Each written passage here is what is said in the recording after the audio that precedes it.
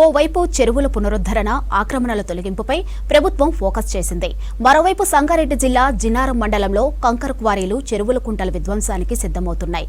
గత ప్రభుత్వంలో అనుమతులు తెచ్చుకున్న యజమానులు క్వారీల తవ్వకాలకు రెడీ అవుతున్నారు. ఇక కాంగ్రెస్ సర్కార్ తవ్వకాలను, అనుమతులు రద్దు చేయాలని కోరుతున్నారు స్థానికులు.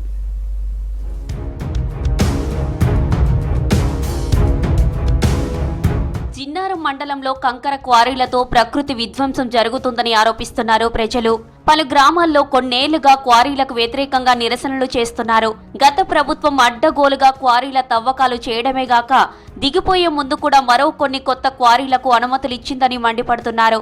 ఇప్పటికే ఉన్న క్వారీలతో జలవనరులు దెబ్బతిన్నాయని తెలిపారు. పాత క్వారీలు మూసివేయడంతో పాటు కొత్త వాటికి అనుమతులు రద్దు చేయాలని కాంగ్రెస్ సర్కార్ను కోరారు జనం.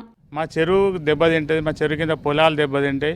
మా ఊళ్ళో ఎన్నో పాడి పరిశ్రమలు ఉండే, అలాంటిది పాడీలన్నీ మేత లేకుండా బలరు పశువులన్నీ ఇబ్బంది పడతాయి. చాలామంది అమ్ముకోవడం జరిగింది. బ్లాస్టింగ్ వల్ల ఇల్లు క్రాకులు రావడము, గూలిపోవడము అలాంటివన్నీ జరుగుతున్నాయి. పాత గరీబ్ వాళ్ళు ఉన్నారు, వాళ్ళ పాత ఇళ్ళు ఉన్నాయి, అవి గూలిపోవడం జరుగుతుంది. ఈ కేసీఆర్ పౌడర్ వల్ల ఈ చిన్నపిల్లలకు కూడా ఇబ్బంది అవుతుంది. ప్రెగ్నెంట్ వాళ్ళకు కూడా ఈ వైబ్రేషన్తో ప్రెగ్నెంట్ పోవడం కూడా జరుగుతుంది.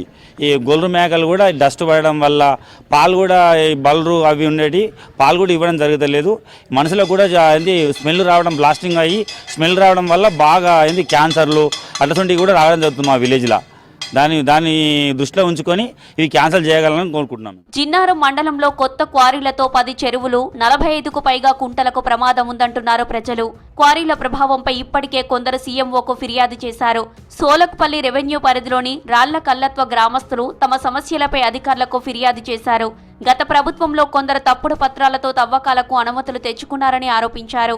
వారిపై చర్యలు తీసుకోవాలని డిమాండ్ చేశారు. ఇక్కడ దెబ్బలకు మా ఇండ్లు పరెలు వస్తున్నాయి. నా శిలకల రాళ్ళు పడుతున్నాయి.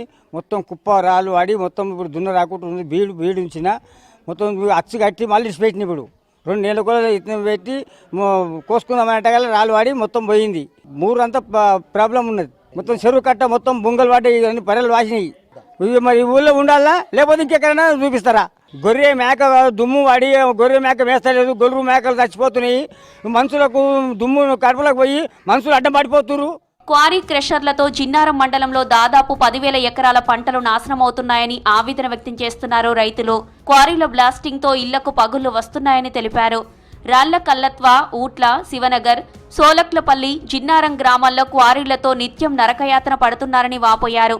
క్వారీలను వెంటనే మూసేయాలని ప్రభుత్వాన్ని వేడుకున్నారు.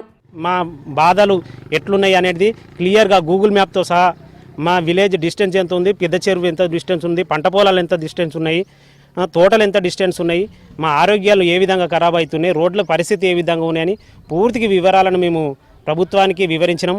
అయినా ఎటువంటి స్పందన లేదు. ఈ కంకర్ మిషన్ మొత్తంలో ఎవరికైనా ఏందాకైనా పోరాడతాం. ఈ కంకర్ మిషన్ మాకు వద్దు.